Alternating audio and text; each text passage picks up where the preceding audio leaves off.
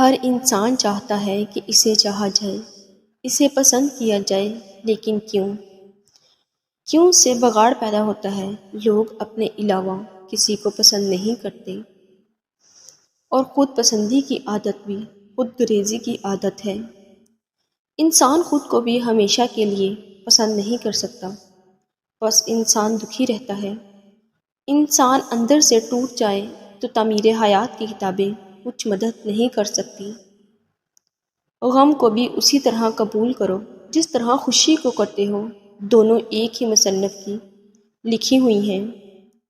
انسان لوگوں میں اپنی تعریف اپنی زبان سے کرنا چاہتا ہے، اور یہی اس کی بد تعریفی ہے۔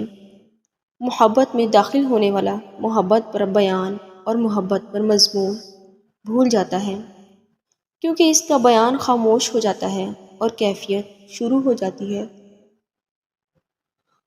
حالات اور وقت کی تبدیلیوں سے بدلنے والے تعلقات سے بہتر ہے کہ انسان تنہا رہے۔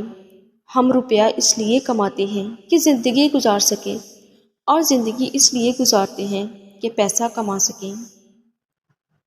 ہر وہ آدمی جو ضرورتوں کے وقت محبتوں کو ترک کر دیتا ہے، وہ آدمی کبھی وفادار نہیں پائے گا۔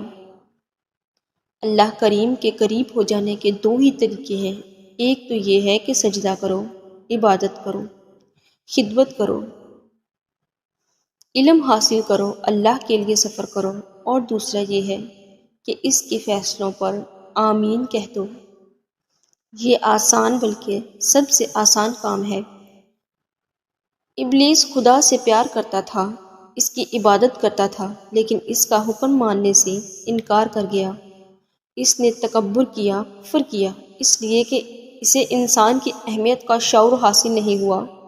اگر کوئی شخص یہ کہے کہ اسے مصور سے پیار ہے لیکن اس کی بنائی ہوئی تصویروں سے پیار نہیں، تو اس شخص کو کیا کہا جائے؟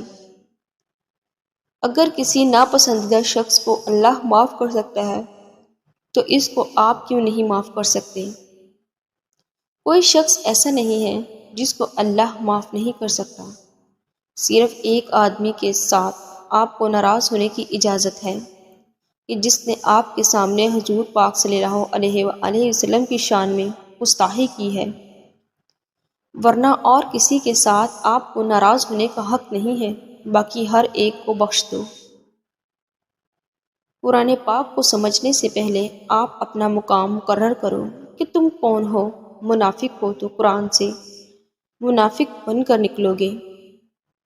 بدنیتی کی فوری سزا خوف ہے۔ خوف دراصل بری نیت کی تخلیق ہے۔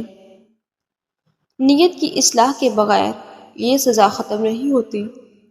یہ نہ پوچھو کہ وہ حق سے محروم کیوں ہوا، تم یہ دیکھو کہ تم نے حق سے زیادہ کیوں حاصل کر لیا۔ تیرا حاصل ہی اس کی محرومی بن گیا۔ نیند زندگی کا ایک ایسا آئینہ ہے جس میں موت کا عکس دکھائی دیتا ہے۔ جو شخص اپنی تنہائی سے عدل نہیں کرتا، وہ زندگی میں کیا عدل کرے گا؟ عجیب رشتہ رہا کچھ اس طرح اپنوں سے، نہ نفرتوں کی وجہ ملی، نہ محبتوں کا صلہ ملا۔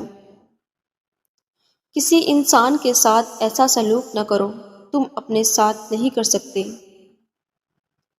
وہ علم جو کتاب میں نہیں، وہ صرف جنون سے ملتا ہے، نظر سے ملتا ہے، نصیب سے ملتا ہے۔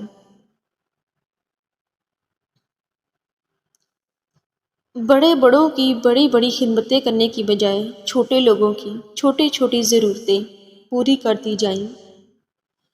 تاریخ کو یاد رکھنے کی بجائے تاریخ بنانے کی فکر کرنا چاہیے۔ کسی انسان کے کم ظرف ہونے کے لیے اتنا ہی کافی ہے کہ وہ اپنی زبان سے اپنی تعریف کرنے پر مجبور ہو۔ اچھے الفاظ پر کچھ خرچ نہیں ہوتا، لیکن اچھے الفاظ سے بہت کچھ حاصل ہوتا ہے۔ ذکر کا ایک درجہ یہ ہے، فکر ذکر کے بعد ایک مقام آتا ہے جسے فکر مقام کہتے ہیں۔ ذکر کا معنی اللہ کو پکارنا ہے، اور فکر ہے اللہ کو سوچنا۔ آپ کے بارے میں سوچو، اس کی کائنات کے بارے میں سوچو، اپنے ہونے کے بارے میں سوچو، اپنے نہ ہونے کے بارے میں سوچو۔ اپنے خیالات کے اندر اللہ کا تذکرہ، اللہ کا تذکرہ، اللہ والوں کا ذکر، اللہ کی یادیں، اللہ والوں کی یادیں رکھو تو فکر کا مقام پیدا ہو جائے گا۔ عظیم آدمی ہونے کے لیے چھوٹی خواہش نہ کرنا، اور یہ چھوٹی خواہش پیسہ ہے۔ دعا یہ مانگنی چاہیے کہ اتنا کرم نہ ہو کہ ہم اس کی یاد سے غافل ہو جائیں، اور اتنا ستم نہ ہو کہ ہم اس کی رحمت سے مایوس ہو جائیں۔ اپنے گھر کو پرسکون بنانے کے لیے سب کوشش کرتے ہیں، لیکن سارے گھر پرسکون نہیں ہوتے۔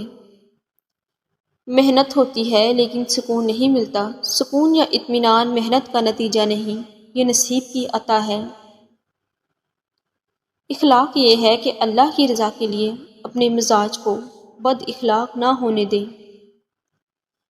ممکن ہے کہ تمہاری بہت ساری محنتیں ضائع ہو جائیں، لیکن یہ نہیں ہو سکتا کہ بغیر محنت کے آپ کو ملنا شروع ہو جائے۔ جب موت سے پہلے موت کا مقام سمجھ میں آ جائے تو موت کے بعد ملنے والے انعام موت سے پہلے ملنے شروع ہو جاتے ہیں۔